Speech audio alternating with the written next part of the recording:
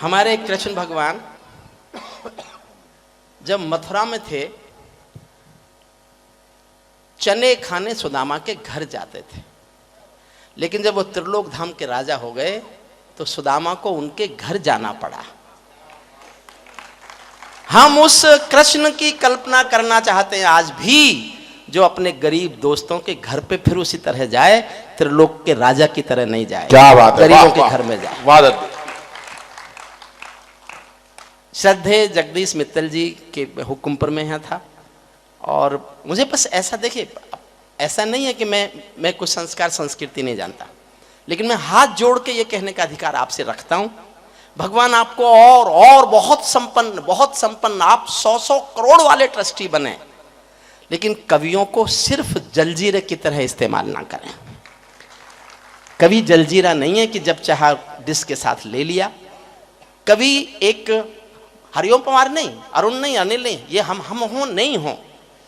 कविता भाजपा नहीं होती, कविता कांग्रेस नहीं होती, कविता पार्टी नहीं होती, कविता संस्कार होती है, कविता संस्कृति होती है। कविता ये एक संस्कार है, हम संस्कार की रक्षा करें बस। मैं उस जीवन को जीता रहा हूं जिंदगी भर, फिर भी मेरे व्यवहार से जिनको दुख पहुंचा हो, मैं सबसे और श्रद्धेय जगदीश मित्तल जी से चरण छूकर हाथ जोड़कर माफी मांगता हूं। मुझे ऐसा नहीं होना चाहिए था, और आपके भगवान के इस मंदिर में मैं दुआएं करूंगा कि देखिए ये सब, ये डीएनए में जाट कुल में पैदा हुआ हूं। आपकी तरह मेरा कुल बहुत ऐसा उच्च नहीं है समझदार बुद्धिजीवियों का, हमारा डीएनए थोड़ा सा हरियाणा वाला है। अच्छा, आप एक सबूत मैं इसलिए देना चाहता हूं, मैं ये देनता नहीं, आप ताकि मुझे माफ कर दें। आप सोच सकते हैं कि हमने हरियाणा में क्या किया? जाटों ने आरक्षण मांगा ये कह के कि हम बहुत कमजोर हैं।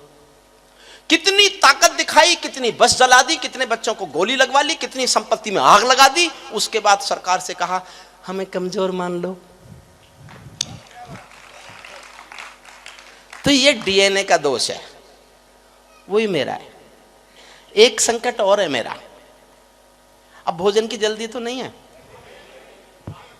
अब कोई उठना भी मत। हुजूर आप भी बैठिए, आप भी बैठ जाए, आराम से बैठ जाए, आप भी सुने। नंदू साहब, हम आपने स्नेह से तो इतना स्नेह अपनापन दिया, आपके मुख्य अतिथियों ने, आपके अतिथियों ने। मैं खुद जितना मैं सोच रहा था मैं कैसे नॉर्मल होऊंगा, लेकिन उनका मंच पर आना और मेरे गले में माला डाल देना ही मेरे शायद जीवन भर के क्रोध का अंत हो जाएगा, मैं ऐसा महसूस करता हूं। क्या बात है, वाह वाह वाह, बहुत बढ़िया बात। आता है मुझे गुस्सा, में इसे स्वीकारता हूँ, जिसकी शादी नहीं होती उसे आता है, मैं क्या कर सकता हूँ इसमें। मोदी के बारे में देखिए, ये कोई गुस्से वाला आदमी तो कर सकता था। आपने 70 साल से एक तमाशा देखा, लोग नेता वोट नोट बांट बांट के वोट लेते थे। पहला आया जिसने नोट छीन के वोट लिए, छीन के वोट लिए। मेरा एक संकट और समझ लो, फिर सिर्फ कविता सुनाऊंगा। मेरा नंबर जब तक आता है तब तक बहुत अच्छी कविताएं पढ़ी जा चुकी होती हैं। आज सुमित ने बहुत अच्छा पढ़ा, सुदीप ने पढ़ा, अरुण जेमनी ने पढ़ा, अनिल अग्रवंशी ने पढ़ लिया, बीच में आपके सम्मान भी हो गए, और इतनी देर हो गई ताली बजा बजा के आप थक गए, सुन के आप थक गए। आप जानते हो मेरी हालत क्या हो गई? आपने कभी सड़क पर ठेले पर कोल्हू में गन्ने का रस निकलते देखा? समझ जाओ तो एक एक व्यक्ति की तालियां चाहता हूं। वो मेरी हालत तो समझो पहले। क्या बात है, वाह। ठेले पर होता यह है कि गन्ने को एक बार कोल्हू में डालते हैं, फिर उसे मोड़ के दोबारा कोल्हू में डालते हैं, फिर एक बार और मोड़ के कोल्हू में डाल देते हैं, और जब वो बिल्कुल खुक्कस रह जाता है तब मुझसे कहते हैं कि अब इसमें तू रस निकाल के दिखा। क्या बात है, वाह। मैं नींबू फंसा के कोशिश करता हूं, आज्ञा हो तो मैं भी छेड़ूं। हुजूर अब बैठ जाओ, आपसे कह रहा हूं साहब, अब बीच में उठना मत। मैंने जिन सरकारों पे लिखा वो बैठ गई। आदरणीय आपसे कह रहा हूं, इसका भी ब्याह नहीं हुआ है जी। अरुण तुझे ये जानकारी कैसे? कौन बोला? आज्ञा हो तो मैं भी छेड़ूं वीणा की झंकार व भय, और समय से कह दूं झूमे गाए मेघ मल्हार व भय। मुझको मां शक्ति ने दी है प्राणों में हुंकार व भय, और विधाता ने सौंपी है अधरों को ललकार व भय। मैं तो मां वीणा पाणी से केवल ज्ञान मांगता हूँ, जनगण मन की पीड़ा गाने का वरदान मांगता हूँ, जनगण मन की पीड़ा गाने का वरदान। क्या बात है, वाह। आप बहुत अच्छा सुन रहे हैं। इसमें कुछ तालियां सहानुभूति की भी होंगी कि ये सबसे बाद में नंबर आया है, चलो इसको भी सुन लो। अरुण एक कविता याद दिला रहा, मेरा भी मन है आज, जैसा सुमित ने भी पढ़ा, सुदीप भोला ने भी पढ़ा, आज चंद्रशेखर आजाद का जन्मदिन है। मैंने भी एक चंद्रशेखर आजाद पर कविता लिखी, आप मुझे आज्ञा दें तो उस कविता का मैं आज वाचन करना चाहता हूं। नई कविता नहीं है मेरी बहुत पुरानी कविता है ये, और ये तब की कविता है जब उत्तर प्रदेश में आदरणीय मायावती सबसे पहली बार भारतीय जनता पार्टी के समर्थन से मुख्यमंत्री बनी थी। आपको शायद याद नहीं हो, एक घटना घटी थी इटावा शहर में, चंद्रशेखर आजाद के नाम के महाविद्यालय का पत्थर उखाड़ा गया था, किसी और के नाम का पत्थर लगा दिया गया था। और जब किसी पत्रकार ने मायावती जी से कहा कि क्या कर रही हैं आप, ये महाविद्यालय चंद्रशेखर आजाद के नाम पर है, तो मायावती जी ने घूम के गुस्से में कहा, कौन चंद्रशेखर आजाद? वो आतंकवादी। आतंकवादी कहा सरेआम मुख्यमंत्री ने, और उस मुख्यमंत्री ने जो भारतीय जनता पार्टी के समर्थन से मुख्यमंत्री थी। मैं वाजपेयी साहब के पास गया शिकायत करने कि मेरे प्रदेश की मुख्यमंत्री आपके सरकार आपके समर्थन से बनी मुख्यमंत्री चंद्रशेखर आजाद को आतंकवादी बताती हैं। कुछ नहीं बोले वाजपेयी साहब। मैंने अडवाणी जी से शिकायत की, कुछ नहीं बोले अडवाणी जी, उन दोनों मेरी सुन लेते थे वो लोग। मैं उनसे ये कह के चलाया, आपकी चुप रहना मजबूरी होगी, मेरी चुप रहना कोई मजबूरी नहीं है, मैं जनता के बीच बोलने जा रहा हूं। और साहब मैंने तभी कह दिया था बहुत इंतजार करना पड़ेगा। उसके 26 साल बाद लौटे उत्तर प्रदेश में, केवल इस एक घटना के कारण। 26 साल बाद। कविता सुनिए मन से, जहां अच्छा लगे जी। तालियां मेरी भी, तालियां देखिए, कवि सम्मेलन का तालियों से कोई लेना देना होता नहीं, कविता तालियों से बड़ी भी नहीं होती, लेकिन आप जैसे सुधी लोग जो इतना महान काम करने लगे हों, जो प्रभु की भक्ति और संस्कार से एक किसी भी जगह को मंदिर जैसा पावन तीर्थ जैसा स्थान बना दें। यहाँ जिन कवियों ने कविता पाठ किया, ऐसा लग रहा है जैसे उन्होंने कोई तीर्थ कर लिया है, वो किसी मंदिर में कविता पाठ कर रहे हैं, वो किसी शिवालय में आके पूजा का हिस्सा। क्या बात है, वाह।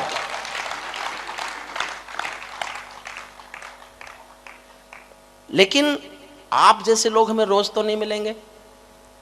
हम कल राजस्थान के पशु मेलों में जाएंगे, और अगर गाय बैल की गर्दन नहीं हिलवाई तो हमें कोई पैसे नहीं देगा। तो तालियां रोग हैं कवि का, बजाते रहिएगा। मैं पीछे के कवियों से कहूंगा वो भी बजाते रहे, क्योंकि मैंने उनके लिए बजाई थी। हाँ, और मैंने तो तब भी बजाई थी जब उनकी कविता मेरी समझ में नहीं आई थी। ये भी ये मान के बजाएं। सुनिए मन से। मन तो मेरा भी करता है झूमू नाचूं गाँव में। जो वीडियो बना रहे हैं, मेरा फेसबुक क्लिक करना, हरिओम पवार, ये कविता उस पर मैंने आज ही डाली है। ऑडियो भी है, वीडियो भी है, और लिखी हुई भी है। पूरी कविता तीनों तरह से मेरे फेसबुक अकाउंट में आज मैंने अपलोड की है। आप सुनिएगा, इस समय केवल मुझे सुनिए। आप मोबाइल से फिल्म बनाएंगे, ताली कैसे बजाएंगे? मैं जाट हूं, मूर्ख नहीं हूं। क्या बात है। इस बात पे सबसे ज्यादा खुश हुए ये कि आप जाट हो, अब पता चलिए ना। कोई होगा तो है ही नहीं है, कुछ ही कह लो। क्या बात है।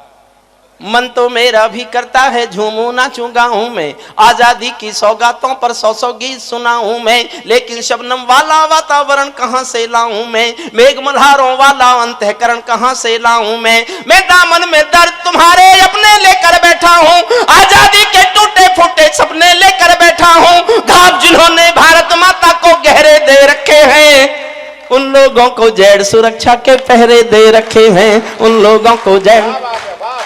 साहब आप वाह। अब मुझे इतना, जगदीश मित्तल जी, खुद पर गुस्सा आ रहा है। अगर मैं इतने अच्छे लोगों को छोड़ के चला गया होता तो मैं खुद को शायद जिंदगी भर माफ नहीं करता। क्या बात है, वाह वाह वाह।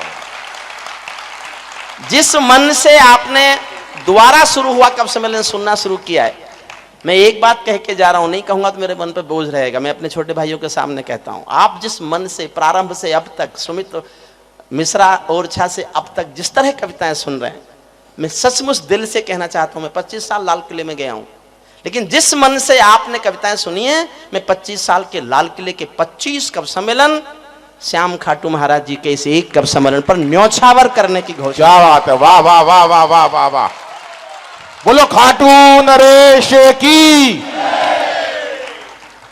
विजय खेड़िया बैठे हैं, मेरे छोटे भाई भी हैं, बड़े भाई भी हैं, मेरे बहुत घनिष्ठ मित्र भी हैं। इंदौर में मेरा घर है, वहाँ इंदौर जाता हूँ या दरभंगा जाता हूँ, वो दरभंगा के हैं, इंदौर में रहते हैं। मुझे कल उन्होंने बताया मैं तुमको सुनने इंदौर से आ रहा हूँ। मैंने कहा इतने में तो मैं सुनाने इंदौर आ जाता लेकिन मारवाड़ी है ना और पता चला भाभी भी साथ आई है। मेरा घर है वो, मैं पिछले 40 साल से मैंने इंदौर और इंदौर के आसपास कहीं भी कभी भी उस घर के अलावा किसी घर का खाना नहीं खाया, किसी होटल का खाना नहीं खाया। मैं समर्पित करता हूँ उसको करता। अब मैं केवल भाषण, आप हुजूर बैठ जाएं, क्या परेशानी? हाँ आपसे ही कह रहा हूँ। अच्छा भाई, अच्छा इसको सेट करके बैठ जा भाई। आप भी बैठ जाओ, और क्या, बैठ जाओ, कोई नहीं, सेट कर लीजिए।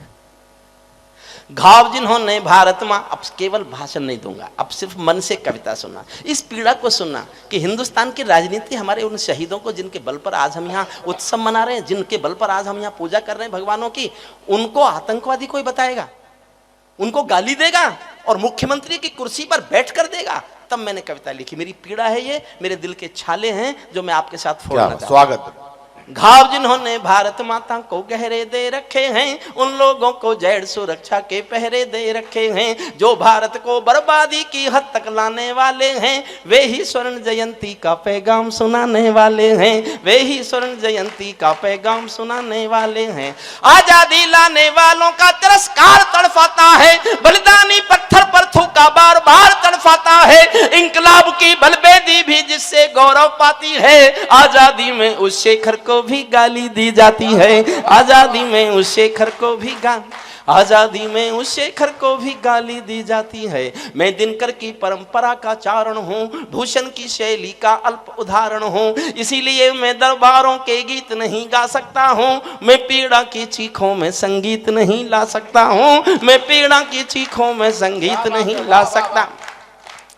मित्तल साहब, सौंपता हूँ आपको अपना दर्द, अपना छाला।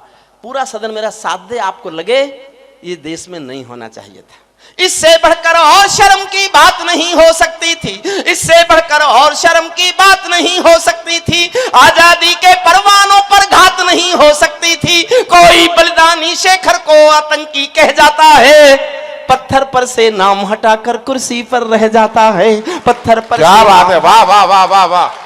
पत्थर पर से नाम हटाकर कुर्सी पर रह जाता है, गाली की भी कोई सीमा है, कोई मर्यादा है, ये घटना तो देशद्रोह की परिभाषा से ज्यादा है।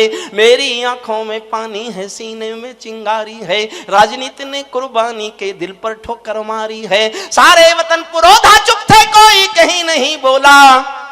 कविता का सौंदर्य केवल ये है, जब वो गाली दे रही होंगी चंद्रशेखर आजाद को, तो शहीदों की आत्मा आकाश में सुन रही होगी, उन शहीदों पर गुजरी क्या होगी। कविता का सौंदर्य पक्ष देखना। और मैं मन मांगता हूं, आशीष मांगता हूं आपसे, आप सब वो उस भगवान की पुजारी हैं जो आपको न जाने कितने आशीष देता है। मैं थोड़ा सा आपका आशीष मांगता हूं, इसलिए कि मुझे एक सौंदर्य बोध लिखने का मुझे थोड़ा सा मौका मिला कि शहीदों की आत्माओं पर गुजर क्या रही होगी, ये सुनना। सारे वतन पुरोधा चुप थे, कोई कहीं नहीं बोला, लेकिन कोई ये ना समझे कोई खून नहीं खोला, सुनकर बलिदानी बेटों का धीरज डोल गया होगा, मंगल पांडे फिर शोणित की भाषा बोल गया होगा, मंगल पांडे फिर शोणित की मंगल पांडे फिर शोणित की भाषा बोल गया होगा, सुनकर हिंद महासागर की लहरें तड़फ गई होंगी, सुनकर हिंद महासागर की लहरें तड़फ गई होंगी, शायद बिस्मिल की गजलों की बहरें तड़फ गई होंगी, नील गगन में को रोई पुच्छल तारा टूट गया होगा, अशफाकुल्लाह की आंखों में लावा फूट गया होगा, अशफाकुल्लाह की आंखों में लावा, अशफाकुल्लाह की आंखों में लावा फूट गया होगा, भारत भू पर मरने वाला टोला भी रोया होगा, इंकलाब का रंग बसंती चोला भी रोया होगा, चुपके चुपके रोया होगा संगम तीरथ का पानी, आंसू आंसू रोई होगी धरती की चूनर धानी, एक समंदर रोई होगी भगत सिंह की कुर्बानी। क्या ये ही सुनने की खातिर फांसी झूले सेनानी, क्या ये ही सुनने की खातिर फांसी, सल्यूट करता हूं आपको, क्या ये ही सुनने की खातिर फांसी झूले सेनानी। मैं बहुत गुस्से में था, हरिद्वार में था, गंगा के किनारे बारिश हो रही थी और मेरी आंख भी बरस रही थी और बारिश भी बरस रही थी। मैं होटल नहीं गया, गंगा के किनारे भीगते हुए मैंने गुस्से में कुछ लिखा। आपको लगे कि इस गुस्से को आप स्वीकार करते हैं, कभी को ये गुस्सा करने का हक है, तो मेरे इस गुस्से पर इतनी बड़ी मोहर लगाना कि मैं कभी डरूं नहीं और इतना गुस्सा दिखाने की हिम्मत करता रहा हूं। सुन कितना गुस्सा किया मैंने, नंदू साहब आपको समर्पित करता हूं, सुनिएगा। जहां मरे आजाद पार के पत्ते खड़ गए होंगे, आंसू आंसू रोई होगी धरती की चूनर धानी, एक समंदर रोई होगी भगत सिंह की कुर्बानी, क्या यही सुनने की खातिर फांसी झूले सेनानी। जहां मरे आजाद पार के पत्ते खड़क गए होंगे, कहीं स्वर्ग में शेखर जी के बाजू फड़क गए होंगे, शायद पल दो पल को उनकी निदिया भाग गई होगी, फिर पिस्तौल उठा लेने की इच्छा जाग गई होगी, फिर पिस्तौल उठा लेने की इच्छा जाग,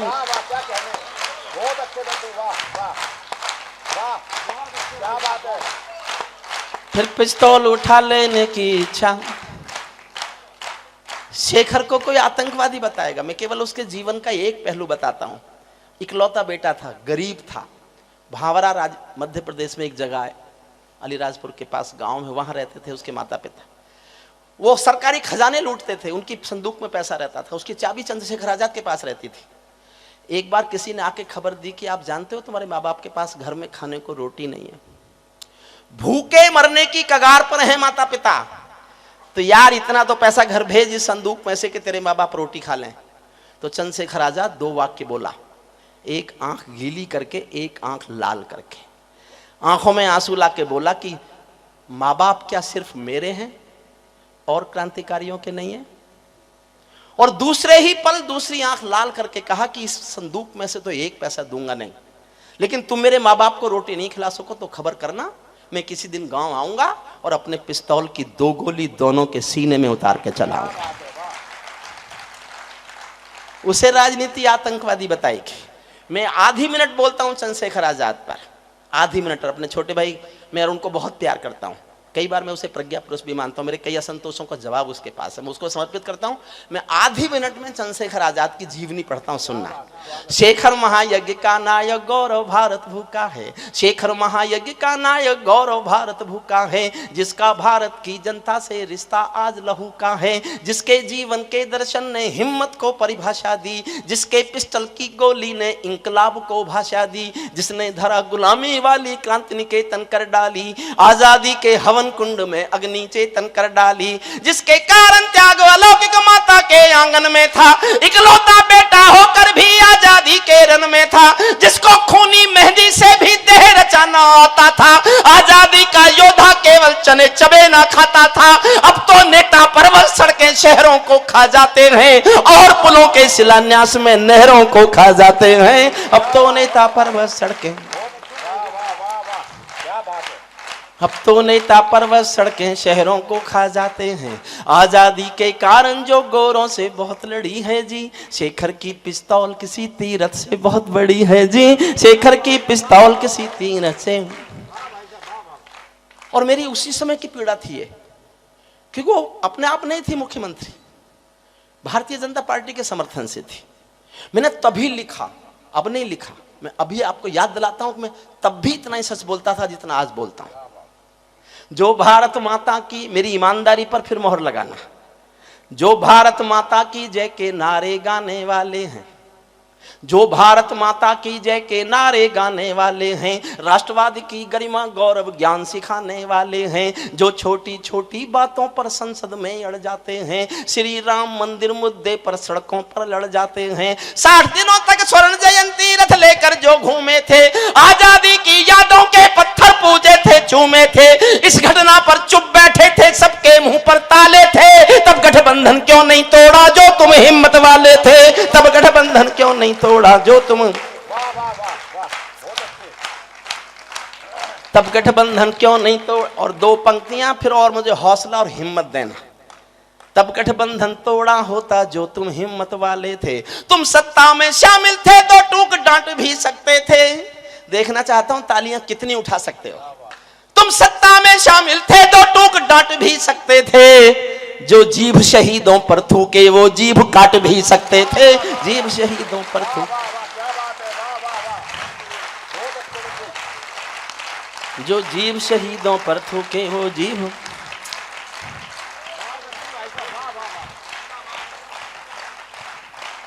अंतिम छंद सुनिए साहब, मैंने जिसके लिए कविता लिखी। जो सीने पर गोली खाने को आगे बढ़ जाते थे, जो सीने पर गोली खाने को आगे बढ़ जाते थे, भारत माता की जय कहकर फांसी पर चढ़ जाते थे, जिन बेटों ने आजादी के लिए जवानी दे डाली, आजादी के हवन कुंड के लिए कहानी दे डाली, दूर गगन के तारे उनके नाम दिखाई देते हैं, उनके स्मारक भी चारों धाम दिखाई देते हैं, उनके स्मारक भी चारों धाम दिखाई। वे देवों की लोकसभा के अंग बने बैठे होंगे। अंतिम पंक्तियां सुनना, अंतिम 6 पंक्तियां सुनना। वे कहां है उनकी जगह, तुम्हारी तो सबको पता है, इस्तीफा दो चाहे मत दो, बासी अखबारों के सिवा तुम्हारा कोई इतिहास नहीं है। वे देवों की लोकसभा के अंग बहुत अच्छी पंक्तियां लगती हैं मुझे, इतना ही प्यार देके सुन लेना। वे देवों की लोकसभा के अंग बने बैठे होंगे, वे सतरंगी इंद्रधनुष के रंग बने बैठे होंगे, उन बेटों की याद भुलाने की नादानी करते हो, इंद्रधनुष के रंग चुराने की नादानी करते हो, इंद्रधनुष के रंग चुराने की इंद्रधनुष के रंग चुराने की नादानी करते हो, जिनके कारण ये भारत आजाद दिखाई देता है, अमर तिरंगा उन बेटों की याद दिखाई देता है, उनका नाम जुबां पर लो तो पलकों को झपका लेना, उनकी यादों के पत्थर पर 2 आंसू टपका देना, जो धरती में मस्तक बोकर चले गए, दाग गुलामी वाला धोकर चले गए, मैं उनकी पूजा की खातिर जीवन भर गा सकता हूँ, मैं सूरज का बेटा तम के गीत नहीं गा सकता हूँ, मैं पीड़ा की चीखों में संगीत नहीं ला सकता हूँ, मैं पीड़ा की।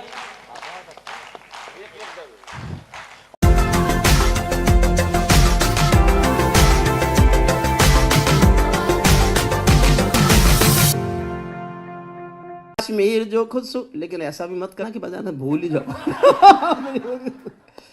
काश्मीर जो खुद सूरज के बेटे की राजधानी थी, डमरू वाले शिव शंकर की जो घाटी कल्याणी थी, कश्मीर जो भूमंडल का स्वर्ग बताया जाता था, जिसकी मिट्टी को दुनिया में अर्घ चढ़ाया जाता था, कश्मीर जो भारत माता की आंखों का तारा था, कश्मीर जो लाल बहादुर को प्राणों से प्यारा था, कश्मीर वो डूब गया था अंधी गहरी खाई में, फूलों की घाटी रोती थी मरघट की तन्हाई में, फूलों की घाटी रोती थी मरघट, फूलों की घाटी रोती थी मरघट की तन्हाई में, ये अग्निगंधा मौसम अलबेला था, गंधों के घर बंदूकों का मेला था, मैं भारत की जनता का संबोधन हूँ, आंसू के अधिकारों का उद्बोधन हूँ, मैं अविधा की परंपरा का चारण हूँ, भूषण की शैली का अल्प उदाहरण हूँ, इसीलिए दरबारों को दर्पण दिखलाता फिरता था, इसीलिए दरबारों को दर्पण दिखलाता फिरता था, मैं घायल घाटी के दिल की धड़कन गाता फिरता था, मैं घायल घाटी के दिल की धड़कन गा।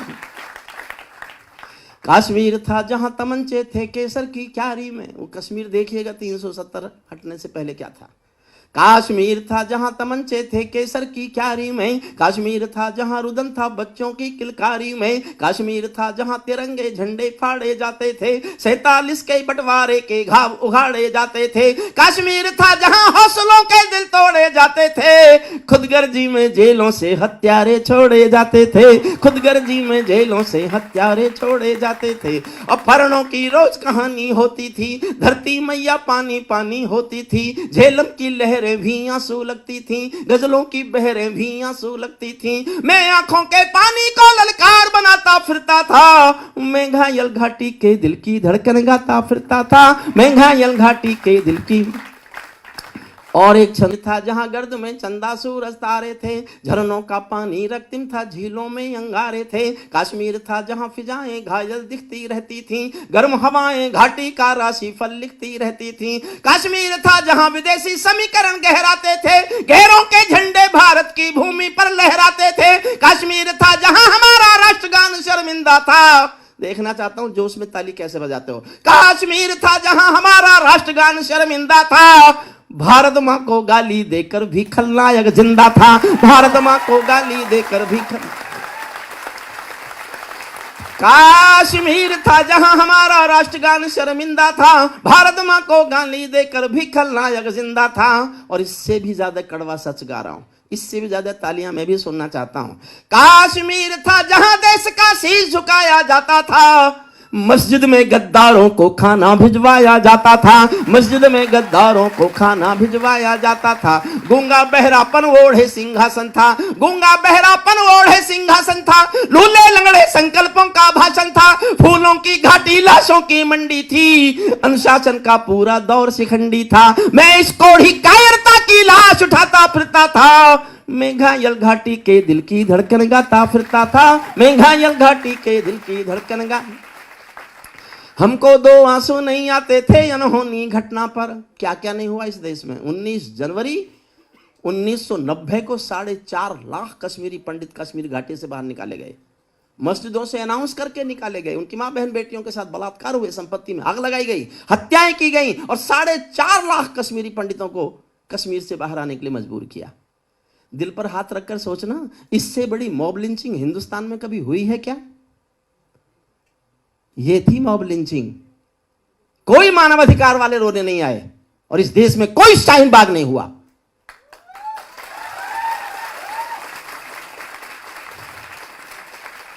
हमको दो आंसू नहीं आते थे अनहोनी घटना पर, थोड़ी सी चर्चा होती थी बहुत बड़ी दुर्घटना पर, राजमहल को शर्म नहीं थी घायल होती छाती पर, भारत मुर्दाबाद लिखा था श्रीनगर की छाती पर, मन करता था फूल चढ़ा दूं लोकतंत्र की अर्थी पर, मन करता था फूल चढ़ा दूं लोकतंत्र की अर्थी पर, भारत के बेटे शरणार्थी हो गए अपनी धरती पर, भारत के बेटे शरणार्थी हो गए अपनी, भारत के बेटे शरणार्थी हो गए अपनी धरती पर, वे घाटी से खेल रहे थे गैरों के बलबूतों पर, जिनकी नाक टिकी रहती थी पाकिस्तानी जूतों पर, कश्मीर को बंटवारे का धंधा बना रहे थे वे, जुगनू को बैसाखी देकर चंदा बना रहे थे वे, फिर भी खून सने हाथों को न्योता था दरबारों का, जैसे सूरज की किरणों पर कर्जा हो अंधियारों का, जैसे सूरज की किरणों पर कर्जा हो अंधियारों का, जैसे सूरज की किरणों पर कर्जा हो अंधियारों का, कुर्सी भूखी थी नोटों के थैलों की,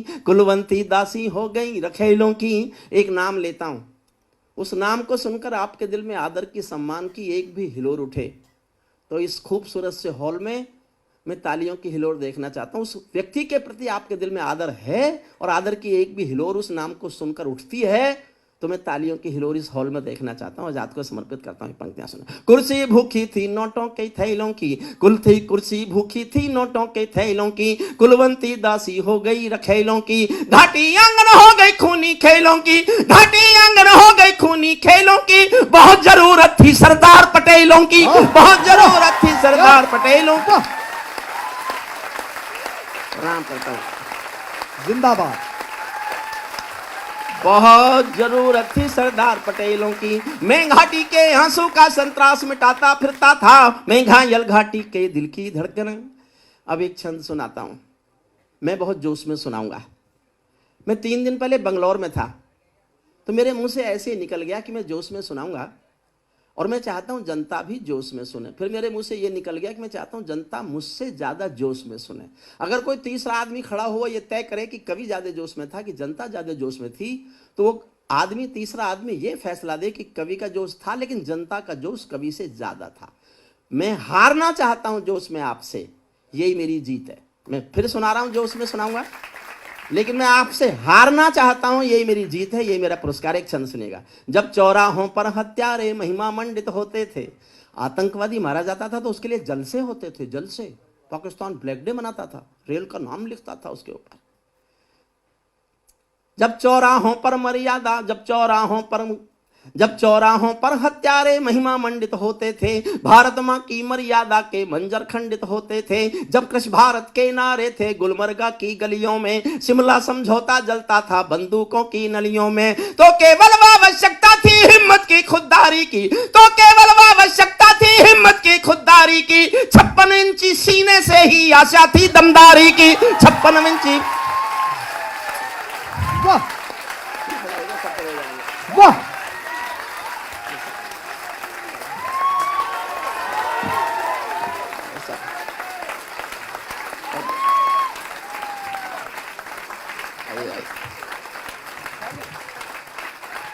सैल्यूट, जिंदाबाद जिंदाबाद। अगली पंक्तियां देखना, आपका मन करे उछलने को तो उछलना भी। जब चौराहों पर हत्यारे महिमा मंडित होते थे, भारत मां की मर्यादा के मंजर खंडित होते थे। जब कृष्ण भारत के नारे थे गुलमर्गा की गलियों में, शिमला समझौता जलता था बंदूकों की नलियों में। तो केवल आवश्यकता थी हिम्मत की खुददारी की, 56 इंची सीने से ही आशा थी दमदारी की। संविधान को बदल दिया है, घाटी गैर नहीं होगी, जहां तिरंगा नहीं मिलेगा उनकी खैर नहीं होगी, जहां तिरंगा नहीं मिलेगा उनकी खैर। जिंदाबाद, वाह होगी, जिनको भारत की धरती ना भाती हो, जिनको भारत की धरती ना भाती हो, भारत के झंडों से बदबू आती हो। जिन लोगों ने मां का आंचल फाड़ा हो, दूध भरे सीने में चाकू गाड़ा हो, मैं उनको चौराहों पर फांसी चढ़वाता फिरता था। मैं घायल घाटी के दिल की धड़कन गाता फिरता था, मैं घायल घाटी के दिल की धड़कन गाता। जो मैं सुनाने आया, अमरनाथ को गाली दी थी भीख मिले हथियारों ने, अमरनाथ को गाली दी थी भीख मिले हथियारों ने। चांद सितारे टांक लिए थे खून लिपि दीवारों ने, इसीलिए नाकाम रही थी कोशिश सभी उजालों की। क्योंकि ये सब कठपुतली हैं रावलपिंडी वालों की, क्योंकि ये सब कठपुतली हैं रावलपिंडी वालों की। अंतिम एक चुनौती दे दो सीमा पार पड़ोसी को, अंतिम एक चुनौती दे दो सीमा पार पड़ोसी को। गीदड़ का यरता ना समझे सिंहों की खामोशी को। हमको अपने खट्टे मीठे बोल बदलना आता है, हमको अब भी दुनिया का भूगोल बदलना आता है, हमको अब भी दुनिया का भूगोल बदलना।